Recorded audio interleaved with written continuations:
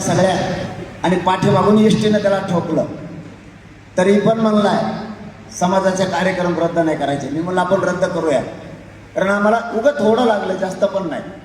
ती गाडीवरती बसलेला होता किरण भगत आणि त्या भैयानं जोराचे ते गाडीवर बसला होता, शूटिंग करत असेल किंवा मला तर वाटतं मागच्या गाड्या थांबलेल्याच होत्या, अर्ध्या पुढं आलेल्या होत्या, अर्ध्या पाठीमागं होत्या.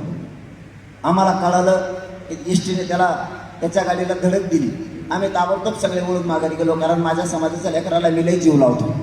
समाजाचे लेकरू तिथं असताना मी ती बैठक पण नाही केली. विट्यात कमीत कमी 10-15 हजारपेक्षा जास्त लोक होते. मी ती सगळं सोडून दिलं आणि मी पहिला त्याला गाडीत टाकलं आणि हॉस्पिटलला ॲडमिट केलं. कारण तरी पण तो म्हणतो, म्हणलं आपण दौरे रद्द करूयात, बैठकाच्यात, आणि ते बी काय नुसत्या गाव भेटीच्यात, आपण काय सभा लावलेल्या नाही आहेत म्हणून काय एवढं ताण नाही म्हणला. मी व्यवस्थित आहे, माझ्या पाठीला फक्त मार लागलाय, तुम्ही पुढं जावा.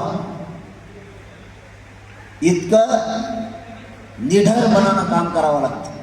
आपला तिरसूळ आहे ना, आई का पुढे गेलाय, तिरसूळच्या याच्यावर मोहन केशी चालू आहे का, फक्त मराठ्यांचं काम करतो म्हणून.